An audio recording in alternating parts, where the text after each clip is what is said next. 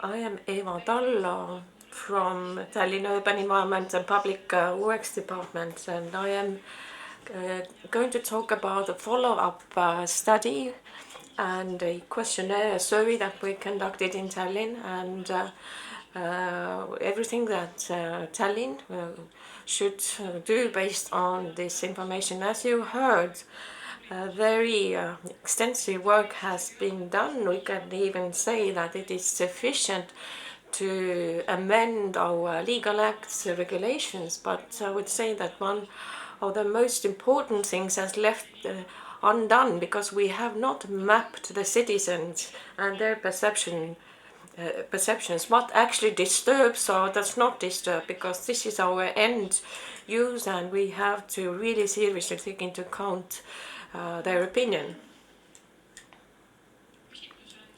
The survey methodology has been developed, and the survey is already uploaded and it can be accessed and answered. And based on the results, after we have mapped the sources of light pollution, we will then move on with measurements. And it has been mentioned that we have measured the panoramas, we have also done monitoring, but now we'd like to go in depth and pick out those very disturbing spots and measure them.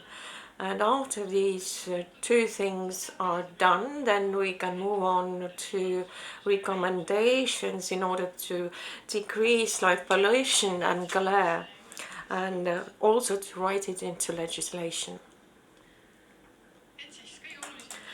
The most important thing is to map disturbing spots with the help of citizens, and all measurements afterwards should create a good understanding of the glare and brightness of facades, because we don't have any norms or limits.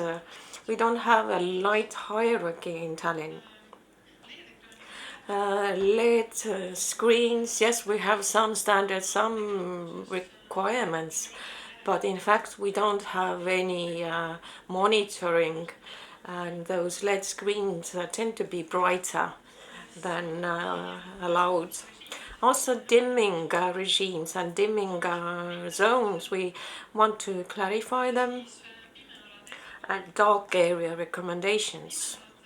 Dark areas probably need more analysis from the perspective of citizens. As we know, light is a sign of development, wellness. So if we go back into dark ages, so to say, how does it affect our population?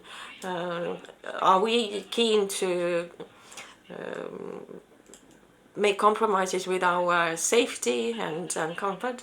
And those dark areas, is it easy to adopt them, or is there more reluctance towards them? And as we said, those LED screens, their regulations should be updated, and also the city plans to create a strategy of city lighting and also guidelines of street lighting, and we need input from the survey. The methodology of the survey.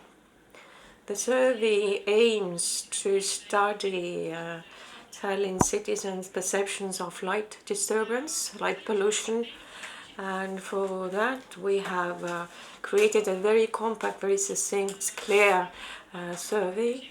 We have not given many questions and also have given a limited number of options.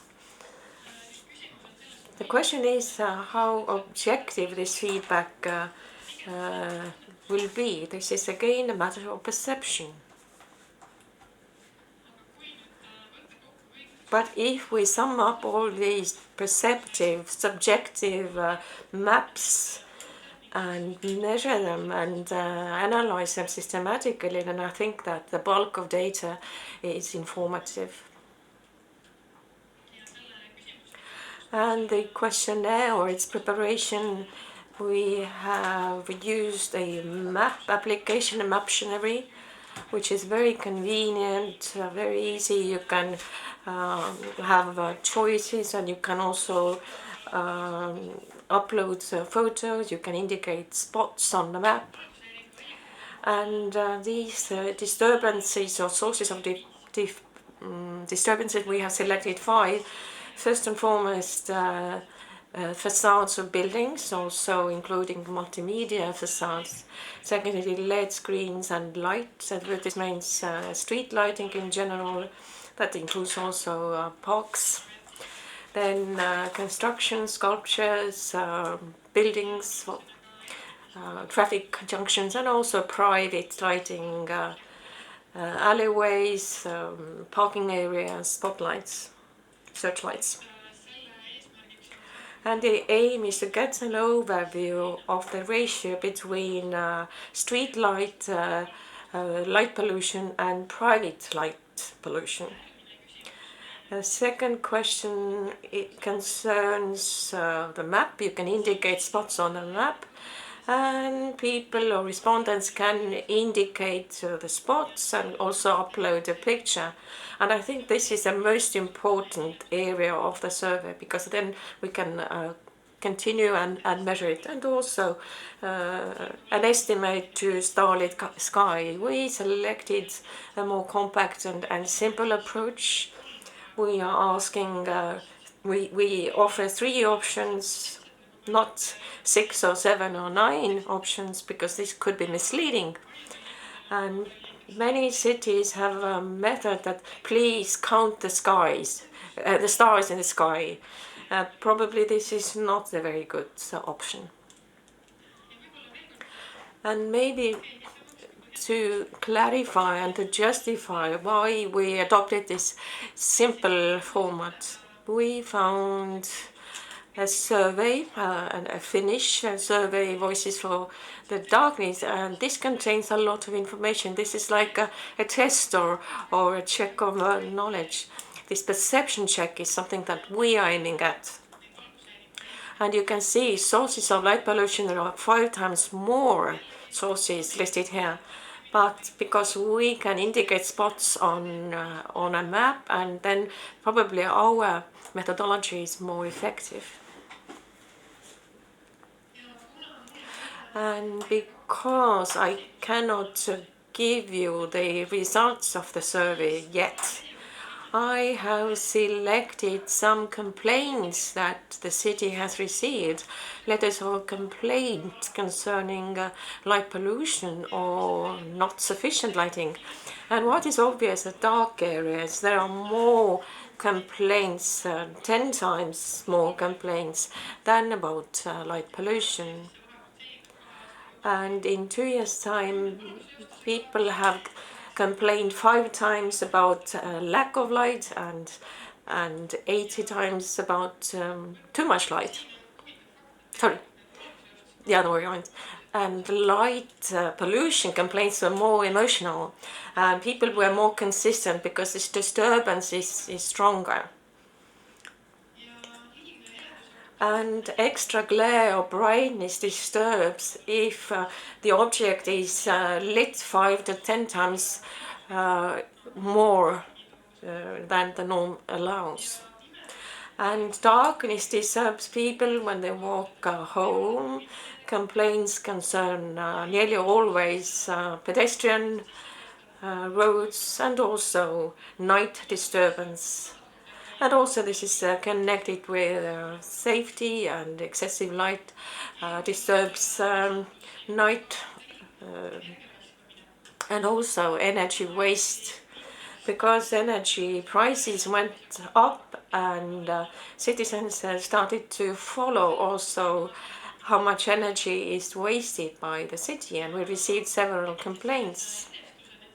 And I listed those complaints. The majority concerned street lighting that was visible from windows. Secondly, LED screens. Thirdly, private houses and spotlights.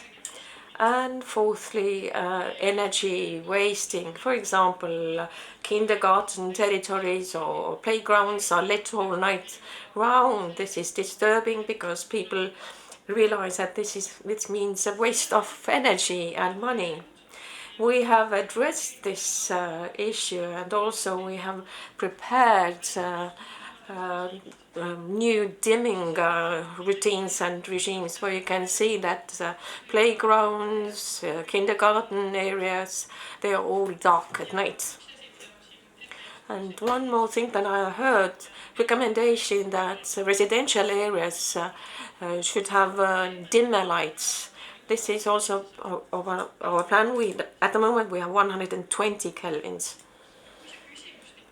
But once we have the survey ready and it is focused on citizens, we are not covering the ecosystem, and we don't have this astronomical aspect, but we need to tie it up into a network or general lighting, and this is a paradox. Technology has stolen our starry skies. Yes, but we can also see stars when it's cloudy. Thank you for listening, and I hope that everybody who lives in Tallinn will keep their eyes open and will inform us of light pollution spots. Aitäh sulle, Eeva. Thank you very much, Eva. To clarify, I presume that this is a link where citizens of Tallinn can participate in the survey. After the seminar, we are going to distribute this link. So when are you expecting results? Or how long is this survey active? You can answer until the 13th of November. It gives you 2 months. And once the results come in, after we have done the measurements, but perhaps next spring we have the results. And no questions, Eva?